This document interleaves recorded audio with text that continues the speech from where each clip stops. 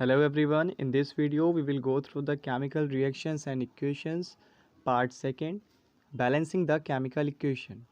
In previous video we studied about writing a chemical equation, and in this video we will learn how to balance them.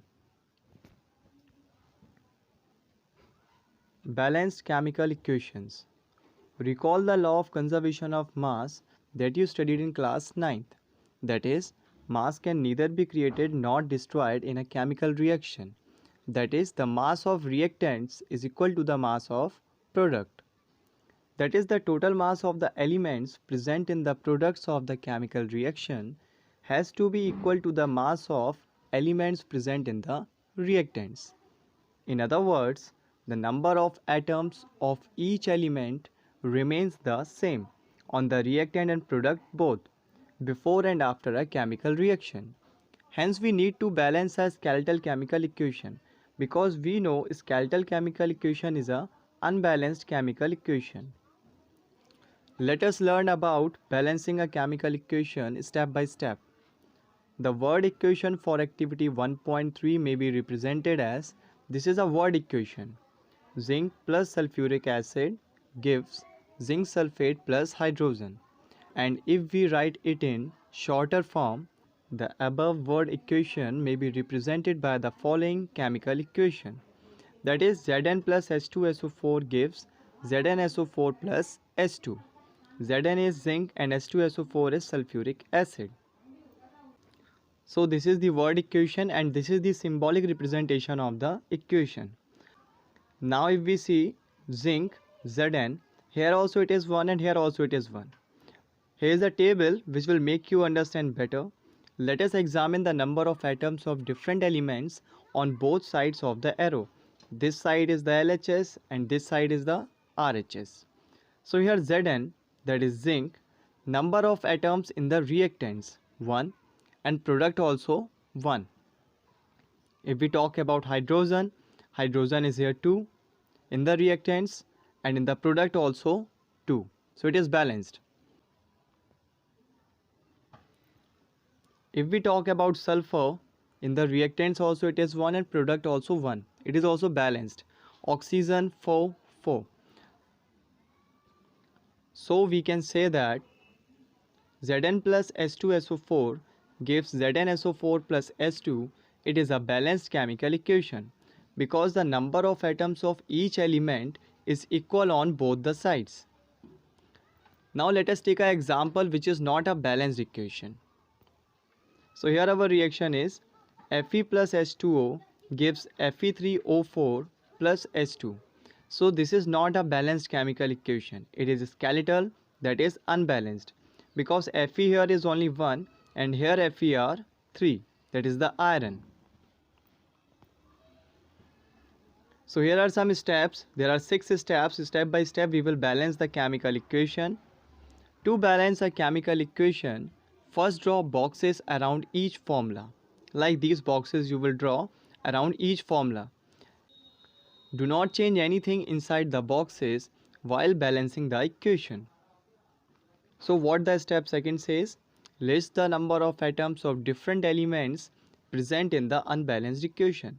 That is, here element Fe, number of atoms in the reactants is 1 and the number of atoms in the product is 3. So it is not balanced. Step third, it is often convenient to start balancing with the compound that contains the maximum number of atoms. The maximum number of atoms you can see here is in oxygen. Oxygen is the 4, it is the maximum number of atoms. It may be a reactant or a product, it doesn't matter. It may be a reactant or product. You will search for the maximum number of atoms. And maximum number of atoms here is in oxygen. In that compound, select the element which has the maximum number of atoms using these criteria. We select Fe3O4 and the element oxygen in it. There are 4 oxygen atoms on the RHS and only 1 on the LHS. To balance the oxygen atoms, you can see in the initial, only oxygen 1 is present in reactant and 4 are present in the product, that is Fe3O4. So what you will do in the reactant, you will multiply it by 4. On doing multiplication with 4, the number of atoms on the reactants will get equal to the number of atoms on the product. To equalize the number of atoms, it must be remembered that we cannot alter the formula of the compounds or elements involved in the reactions. That is, we cannot change the formula. Alter means to change.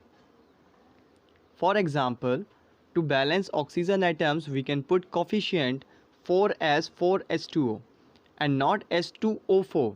This will be wrong. You will do the multiplication of 4 in the starting of the compound.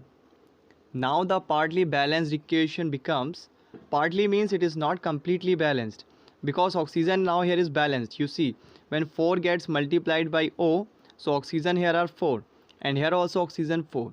So oxygen is balanced and it is your partly balanced equation. Now we go for the step 4th. Fe and H, that is iron and hydrogen atoms, are still not balanced. Pick any of these elements to proceed further. Let us balance hydrogen atoms in the partly balanced equation. So in the initial you can see the hydrogens are how many now? 4, it will get multiplied into 2. So 4 2s are 8. In the reactants, total hydrogen atoms are 8. And in the product, these are only 2, H2. So if the 2 gets multiplied by 4, it will become 8. So on doing multiplication by 4 in H2, that is, if we write 4 here, the hydrogen atoms will become 8. And here also they are 8. So they will become balanced. As you see the initial state of hydrogen, in the reactants they are 8 because 4 2s are 8. And in the products they were 2. On doing multiplication by 4, that is, if you write here 4, 4 2s are 8. Hydrogen atoms become 8. And here also hydrogen 8. So now we have oxygen balanced, hydrogen balanced. Now we will go for iron. So this is also a partly balanced equation. Here hydrogen is balanced and oxygen is balanced. Only now iron is remaining. Examine the above equation and pick up the third element which is not balanced, that is Fe, iron. You will find that only one element is left to be balanced, that is iron. So initial number of atoms in the reactants is 1 and in the products that is 3. So if iron gets multiplied by 3, the number of atoms on LHS and RHS will become equal.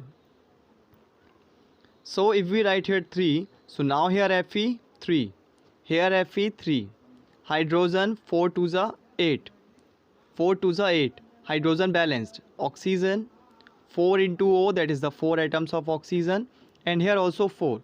So this is your balanced chemical equation. Finally, to check the correctness of the balanced equation, we count atoms of each element on the both sides of the equation as I did. Fe here 3 and here also Fe 3. Hydrogen 8 and here also hydrogen 8. Oxygen 4 into O, that is 4 oxygen atoms, and here also 4. So the number of atoms of elements on both sides of the equations are equal. This equation is now balanced. And this method of balancing chemical equations is called hit and trial method, as we make trials to balance the equation by using the smallest whole number coefficient. Just keep one thing in your mind, that you will begin from the element which is having the maximum number of atoms, either on the reactant or product.